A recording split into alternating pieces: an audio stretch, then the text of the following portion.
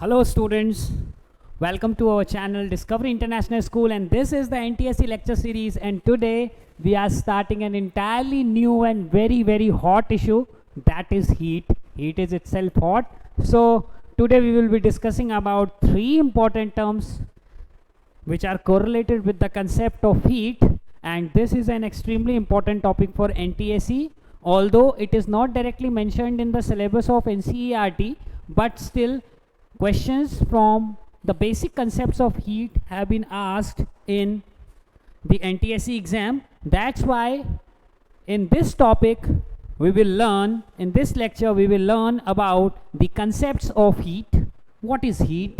We will learn about the concepts of temperature, and we will also learn about the difference between heat and temperature. So let's start करेंगे बच्चों आज हम अपने एक entirely new concept heat से, और जहाँ पर हम टेम्परेचर और हीट और टेम्परेचर के बीच के डिफरेंसेस को आज डिस्कस करेंगे.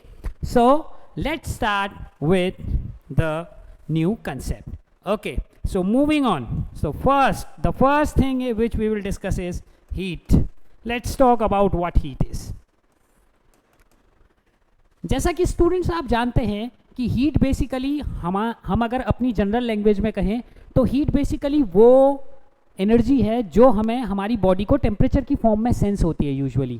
ओके, तो heat basically students it is associated energy with the vibration of atoms और पार्टिकल्स ऑफ अ मीडियम और अ सिस्टम. ठीक है, so heat energy is basically it is an energy associated with vibration. Energy associated with vibrations. किसी भी system के जो vibrations होते हैं, ओके, जो उसके मॉलिक्यूल्स या एटम्स के साथ एसोसिएटेड हैं स्टूडेंट्स, उन वाइब्रेशंस की वजह से एक स्पेशल तरीके की एनर्जी जनरेट होती है, and that type of energy is basically identified as heat energy. Okay, how it is different from sound energy? Because in sound energy basically the particles vibrate along the direction of motion of the wave. ठीक है, हमारे जो sound energy के case में students जो पहले हमने इससे चैप्टर पढ़ा था, पार्टिकल्स उसी डायरेक्शन में वाइब्रेट करते हैं जिस डायरेक्शन में वेव चल रही होती है. लेकिन हीट वेव्स के वाइब्रेशंस ट्रांसवर्स नेचर के होते हैं. Heat waves are infrared waves, they are electromagnetic type waves. So heat waves और heat energy basically produces vibrations of this type students. This type the particles vibrate perpendicular to the direction of propagation. अगर आपकी wave इस direction में propagate कर रही है students, तो ये क्या होगा, वाइब्रेशन की डायरेक्शन होगी, जबकि ये जो है स्टूडेंट्स वो प्रोपोगेशन की डायरेक्शन होगी. सो बेसिकली हीट एनर्जी भी पार्टिकल्स के वाइब्रेट करने की वजह से ही जनरेट होती है. लेकिन इन वाइब्रेशंस की एक तो फ्रीक्वेंसी रेंज अलग होती है साउंड के कंपैरिजन में स्टूडेंट्स, और दूसरी सबसे इंपॉर्टेंट चीज कि ये वाइब्रेशंस जो होते हैं ये ट्रांसवर्स नेचर के होते हैं, जबकि साउंड के वाइब्रेशंस लॉन्गिट्यूडनल नेचर के होते हैं. That's why sound and heat are two different types of vibrations. Sound is a longitudinal vibration, उसमें भी बच्चों एटम्स और मॉलिक्यूल्स वाइब्रेट कर सकते हैं, लेकिन वो लॉन्गिट्यूडनल वाइब्रेट करते हैं. इट मीन्स साउंड के केस में अगर हम देखें तो ऐसे पार्टिकल्स का वाइब्रेशन होता है, so it is longitudinal type case. Okay, while this thing the vibrations are perpendicular to the propagation. तो साउंड अगर यहाँ ट्रेवल करती है तो वाइब्रेशन भी इसी डायरेक्शन में कंप्रेशन रेयरफैक्शन की तरह होता है. जबकि हीट में जो वाइब्रेशन है स्टूडेंट्स वो कैसे होता है, it is in form of crest and troughs. It is in form of crest and troughs. Okay, the nature is completely transverse. So let's talk about heat. So heat basically वो energy है जो कि system के साथ या particles के साथ vibrations की वजह से जुड़ी हुई रहती है. ओके, और ऐसे वाइब्रेशंस जो कि ट्रांसवर्स नेचर के वाइब्रेशंस हैं उसकी वजह से जुड़ी हुई रहती है. Okay, so heat basically students एक मेजरेबल क्वांटिटी है. हीट एक मेजरेबल क्वांटिटी है. It is a measurable quantity. It means ये बेसिकली हम क्या कर सकते हैं स्टूडेंट्स, इसको मेजर कर सकते हैं कि हीट कितनी है. ओके, एंड बेसिकली इसकी जो यूनिट होती है, क्योंकि एक तरीके की एनर्जी है स्टूडेंट्स, तो इसको जूल में भी एक्सप्रेस किया जाता है. लेकिन जो इसकी जनरल यूनिट है, जो ज़्यादातर बुक्स में टेक्स्ट में मेंशन की गई है, वो जनरल यूनिट क्या होती है स्टूडेंट, कैलोरी होती है. The general unit of heat is calorie, and 1 calorie is equal to 4.186 joules. So calories, ये जो कैलोरी की डेफिनेशन है स्टूडेंट, ये आई है हमारे वाटर के कंसेप्ट से. सो बेसिकली होता ये है कि अपना जो वाटर का अगर आप स्टूडेंट्स 1 ग्राम मास ले लेते हैं, सपोज कीजिए कि आपने वाटर का 1 ग्राम लिया, तो 1 ग्राम मास के टेम्परेचर को अगर आप 1 डिग्री सेल्सियस बढ़ाना चाहते हैं, इसके टेम्परेचर को बढ़ाना चाहते हैं तो जितनी हीट आपको लगती है स्टूडेंट्स वो होती है 4.186 joules. So that is basically defined as 1 calorie. इसी को क्या कहा जाता है? 1 कैलोरी कहा जाता है. तो हीट की तो जनरल यूनिट है students which has been mentioned in many text and which is utilized in our common literature, that is calorie. It doesn't means कि हीट की यूनिट जो है स्टूडेंट जूल नहीं हो सकती, बिल्कुल हो सकती है, because it is a type of energy and any type of energy can be measured in joules. Obviously it can be measured in joules, but this is a better equivalent. ये better equivalent है students जो कि हमको ये बताता है कि अगर हम 1 ग्राम वाटर लेते हैं और उसके टेम्परेचर को 1 डिग्री सेल्सियस से हम बढ़ाना चाहते हैं, मान लीजिए उसका टेम्परेचर पहले 20 डिग्री सेल्सियस था, हम 21 करना चाहते हैं, तो हमें जितनी हीट इन्वेस्ट करनी पड़ेगी स्टूडेंट्स वो कितनी होगी?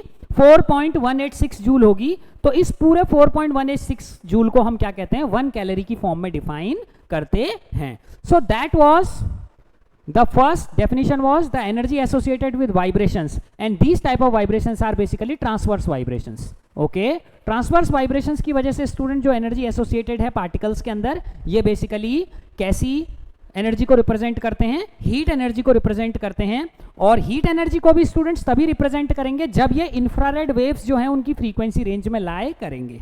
Okay, now at present the important thing is it is a measurable quantity. Heat जो है स्टूडेंट्स वो मेजर की जा सकती है. ओके, और हीट को मेजर करने के लिए यूजुअल जो यूनिट यूज किया जाता है that is calorie. Okay, now moving on further. Heat basically students किसी भी सिस्टम के अंदर जो ओवरऑल हीट होती है वो बेसिकली उस सिस्टम के अंदर पार्टिकल्स की एवरेज काइनेटिक एनर्जी को रिप्रेजेंट करती है, या बेसिकली ये बताती है कि उस सिस्टम के पार्टिकल्स की जो टोटल एनर्जी बन रही है वो कितनी है. जैसे सपोज कीजिए कि अगर किसी सिस्टम के अंदर 1000 जूल्स हीट है तो इसका मतलब ये है कि उस सिस्टम के अंदर जितने भी पार्टिकल्स हैं उनका जो टोटल वाइब्रेशन की काइनेटिक एनर्जी है उस सबको अगर सम कर देंगे students, the sum will become 1000 joules. अगर जूल्स के टर्म में मैं बात कर रहा हूं तो वो कितना बन जाएगा? That sum will become 1000 joules. So that is a very very important concept, that heat is basically representing the total vibrational energy, total transverse vibrations होनी चाहिए students, energy associated with a system of particles. Okay, हमेशा ध्यान रखेंगे students, heat जो है, heat is a macroscopic concept. Okay, heat is basically a macroscopic concept students. Heat का जब भी हम स्टडी करते हैं बच्चों हीट की, तो बेसिकली हम बहुत लार्ज नंबर ऑफ पार्टिकल्स या सिस्टम ऑफ पार्टिकल्स के साथ बात कर रहे हैं. हीट की स्टडी, टेम्परेचर की स्टडी, इसको स्टूडेंट्स हम क्या कहते हैं? थर्मोडायनेमिक्स कहते हैं. क्या कहते हैं?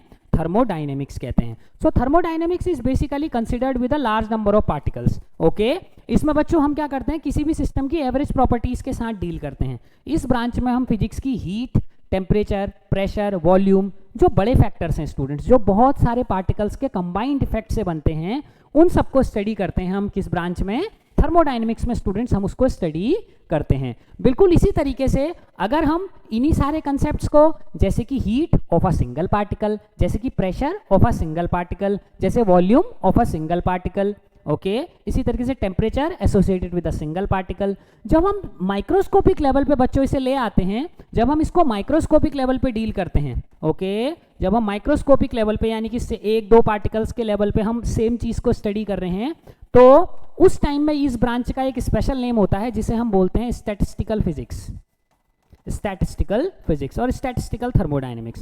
सो स्टैटिस्टिकल फिजिक्स बेसिकली किसके साथ डील करती है? ये डील करती है students with temperature, heat, pressure and volume associated with small number of particles. Okay, single particle के लेवल पे या बहुत कम नंबर पे पार्टिकल्स के लेवल पे क्या हीट, टेम्परेचर, वॉल्यूम, प्रेशर, ये सब पैरामीटर्स हैं, इनको कौन डील करता है? स्टैटिस्टिकल फिजिक्स इसके साथ डील करती है. और बच्चों जब हम इसका एक बहुत लार्ज कलेक्शन ले लेते हैं, जैसे मान लो आपने एवोगाड्रो नंबर के बराबर मॉलिक्यूल्स ले लिए, ओके, जब आप बात कर रहे हैं 1 मिलियन मॉलिक्यूल्स की, 10 मिलियन मॉलिक्यूल्स की, 1 मिलियन एटम्स की, तो तब हम किसके बारे में डील करते हैं बच्चों? तब हम हीट के साथ स्टडी करते हैं. So heat is basically, generally heat is a microscopic concept. ठीक है, मैक्रोस्कोपिक, लार्ज स्केल कॉन्सेप्ट. ठीक है, इसमें large number of particles involve होंगे. ओके, और अगर इसी ब्रांच को स्टूडेंट्स, यही सारी स्टडीज अगर आप इंडिविजुअल पार्टिकल के लेवल पे या बहुत कम पार्टिकल्स के सिस्टम के लिए स्टडी करेंगे, then this same branch which is called thermodynamics for macroscopic becomes statistical physics for microscopic case. ये क्या बन जाती है बच्चों, स्टैटिस्टिकल फिजिक्स फिर कहलाने लगती है। Okay, now moving on to the next thing. तो हीट के बारे में हमने 2-3 बातें ये जान ली हैं कि हीट जो है वो बेसिकली ट्रांसवर्स वाइब्रेशन की एनर्जी है, और हीट किसी भी सिस्टम की एक्चुअली टोटली ये रिप्रेजेंट करती है कि इन वाइब्रेशंस की total energy, total kinetic energy कितनी बन रही है, क्योंकि वाइब्रेशन में भी बच्चों मोशन है, और हर सिस्टम जो मोशन करता है उसके अंदर कुछ ना कुछ काइनेटिक एनर्जी जरूर होती है। अगर बच्चों ये काइनेटिक एनर्जी ट्रांसवर्स वाइब्रेशन की हो तो इसे क्या बोला जाता है, फिर हीट बोल दिया जाता है। ठीक है, तो अब बात करते हैं स्टूडेंट्स, लेकिन एक चीज मैं और आपको मेंशन करना चाहूंगा यहाँ पे जो कि बहुत ज्यादा इंपॉर्टेंट है, वो ये है, ऐसा जरूरी नहीं बच्चों कि हर ट्रांसवर्स वाइब्रेशन जो है वो हीट ही कहलाए। उसके लिए इन वाइब्रेशंस का स्पेसिफिक फ्रीक्वेंसी रेंजेस में होना जरूरी है, जो कि इंफ्रारेड वेव्स की फ्रीक्वेंसी रेंजेस कहलाती हैं। ओके, एंड दीज फ्रीक्वेंसीज और wavelengths are very close to red colour. ये क्या होती हैं, रेड कलर के काफ़ी नज़दीक होती हैं स्टूडेंट्स। ओके, जैसा कि आपने कभी कभी गौर किया होगा कि हॉस्टल्स में या जो नाइट विजन वाले कैमराज होते हैं स्टूडेंट्स, आपने देखा होगा कि उनके अंदर अगर आप टीवी पे या किसी भी जगह पे आप देखिए, नाइट विजन कैमरास की वजह से बच्चों अगर आप कोई वीडियो देखेंगे, आपको यूट्यूब पे बहुत ईजिली से मिल जाएंगे, तो आपने देखा होगा कि उसमें क्या होता है, कोई भी कलर नहीं होता स्टूडेंट्स, कोई भी कलर नहीं होता, लेकिन जो भी अगर कोई आदमी चल रहा है या अगर कोई जानवर चल रहा है तो उसका केवल एक ब्लैक एंड वाइट सी इमेज हमको नजर आती है। So that camera also works on the concept of infrared waves और हीट। ओके, ये कैमरास क्या करते हैं बच्चों, ये कैमरा किसी भी मूविंग ऑब्जेक्ट या ह्यूमन बॉडी या एनिमल बॉडी से आने वाली हीट को सेंस करते हैं। ओके, क्योंकि हमारी बॉडीज़ का, जानवरों की बॉडीज़ का जो टेम्परेचर होता है वो बाकी सराउंडिंग से अलग होता है, तो जितने पोर्शन से टेम्परेचर उनको अलग रिसीव होता है कैमरास को, उतने पोर्शन की वो क्या कर लेते हैं, बॉर्डर लाइन बना लेते हैं, जिससे हमको ये पता चल जाता है एटलीस्ट कि ऑब्जेक्ट क्या है, ऑब्जेक्ट क्या है। Okay, so this is the concept of night vision cameras. रात के टाइम में स्टूडेंट्स क्या होता है, हम कलर्स को कैप्चर नहीं कर सकते, बिकॉज लो लाइट्स में कलर्स के लिए सेंसिटिव नहीं होते बच्चों कैमरास, लेकिन लाइट जब कम होती है, अंधेरा होता है बच्चों बिल्कुल, उस टाइम में किसी भी ऑब्जेक्ट से आने वाली हीट को सेंस करने के लिए कैमरास में इंफ्रारेड सेंसर्स लगाए जाते हैं, जो कि क्या करते हैं, ऑब्जेक्ट से आने वाली हीट को कैप्चर करके रात के टाइम में भी बिना कोई भी उजाला किए, बिना कोई भी लाइटनिंग किए क्या कर सकते हैं, हम क्लियरली ऑब्जेक्ट्स को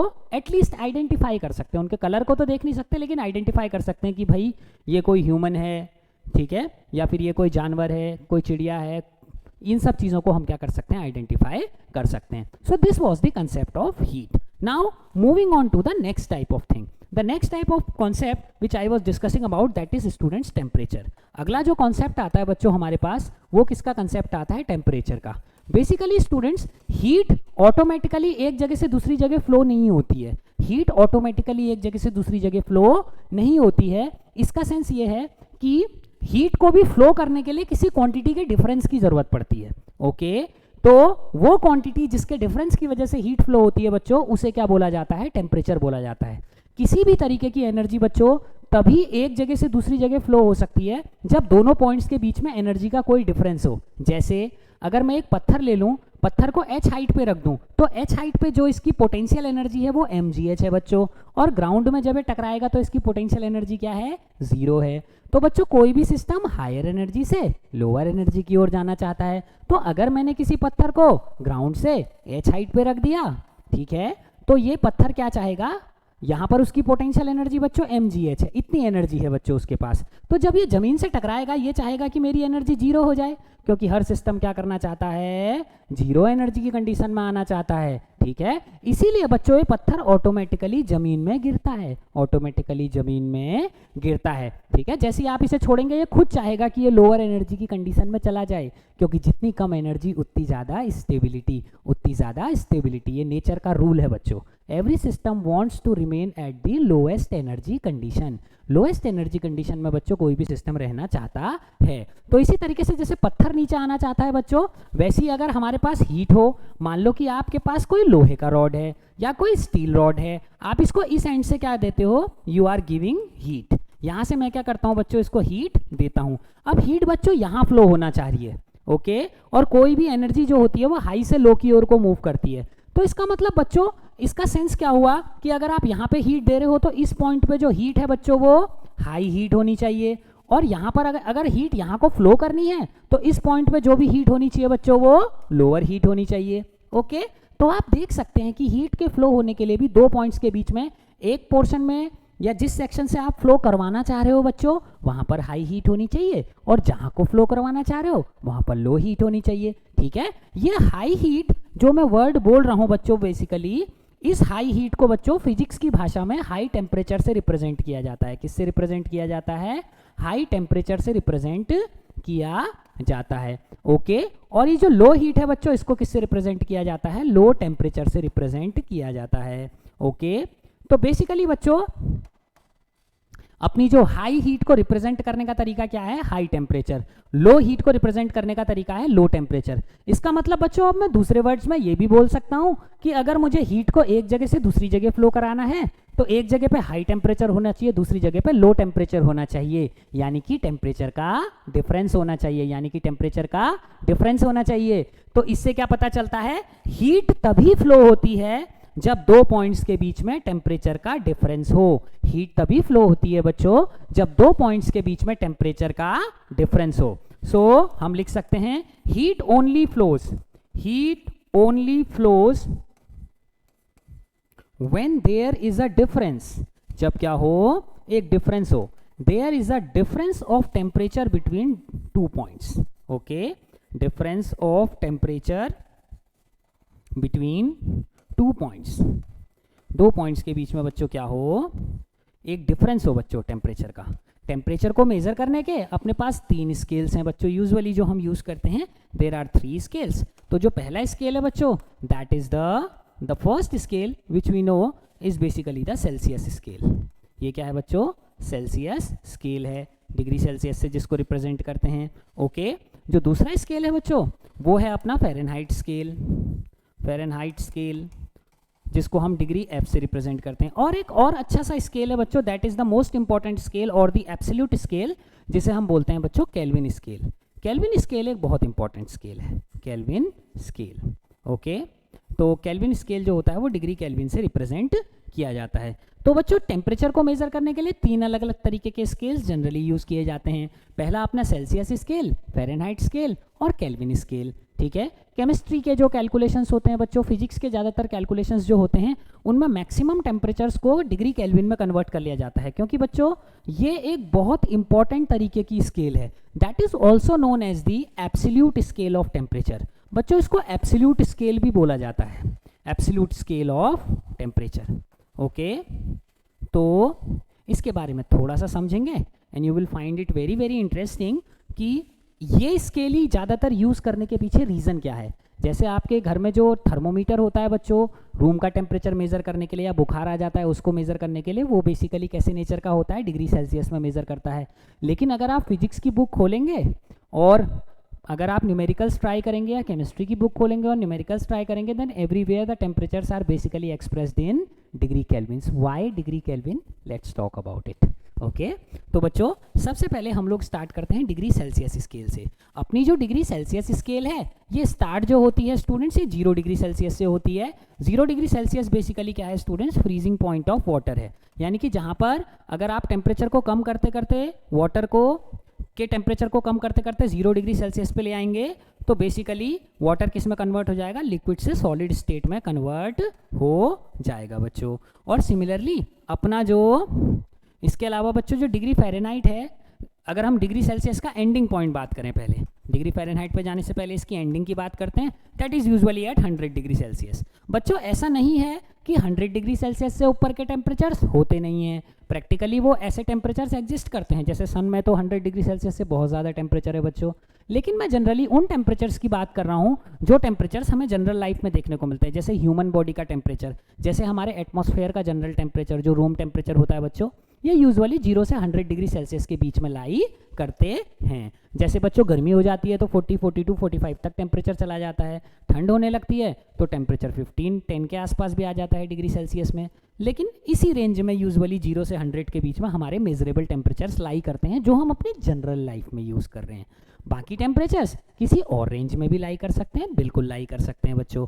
तो अब चलते हैं इसके, ये तो बच्चों हो गया अपना सेल्सियस स्केल। इसी तरीके से बच्चों अपना फ़ारेनहाइट स्केल भी सेम पॉइंट से स्टार्ट होता है, फ्रीजिंग पॉइंट और बॉइलिंग पॉइंट से।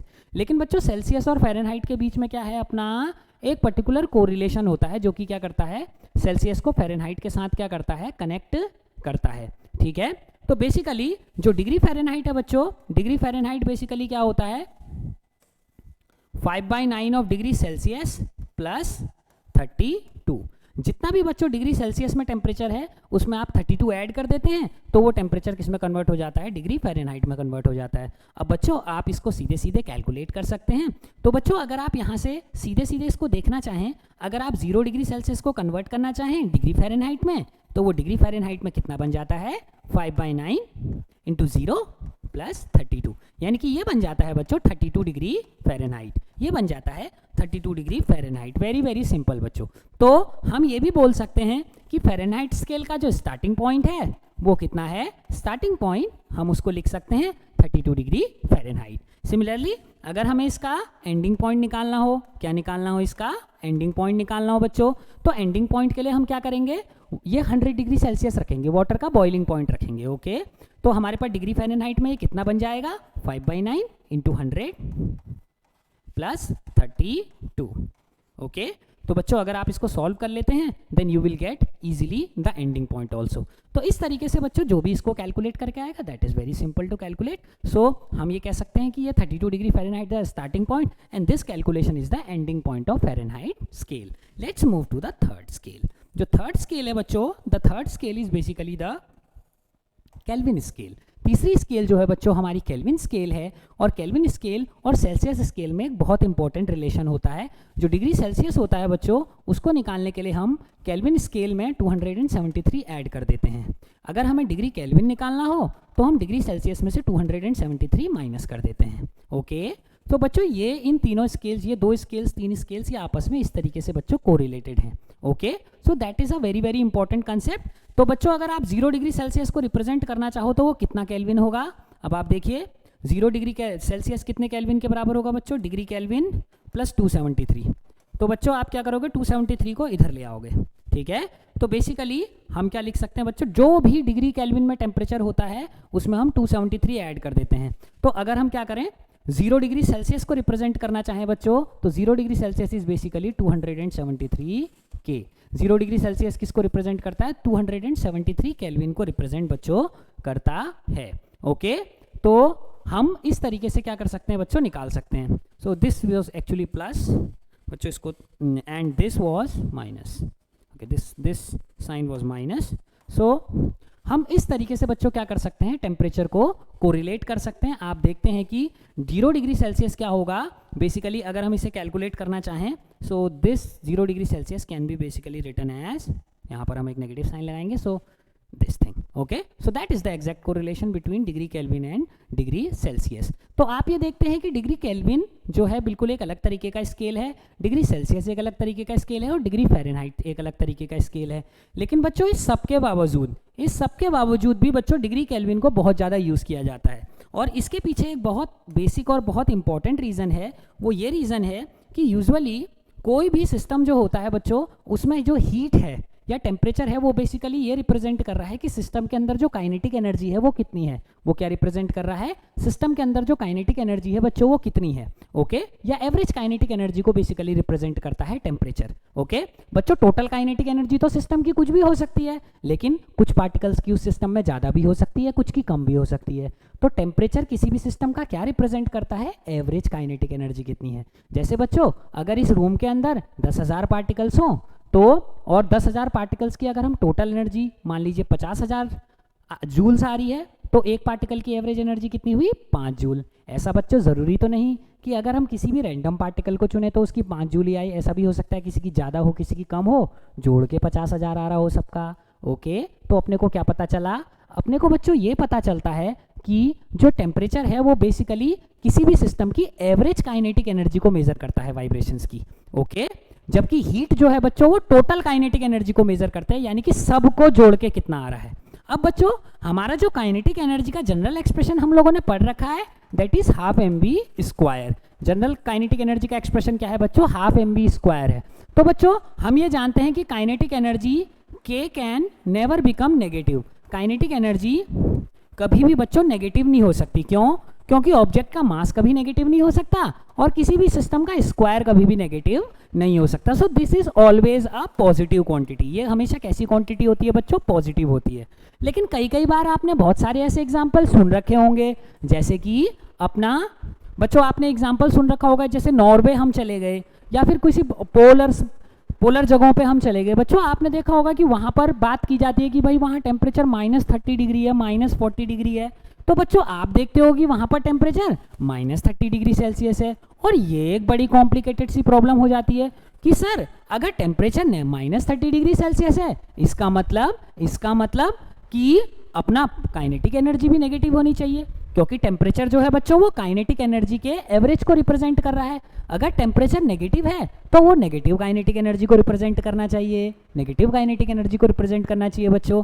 लेकिन काइनेटिक एनर्जी तो कभी नेगेटिव हो ही नहीं सकती, वो एक पॉजिटिव क्वांटिटी है। इसका मतलब बच्चों अपना 0 डिग्री सेल्सियस जो है ये टेम्परेचर का असली जीरो है ही नहीं, ये टेम्परेचर का असली जीरो नहीं है। टेम्परेचर का जो रियल जीरो है बच्चों वो इससे भी नीचे होता है।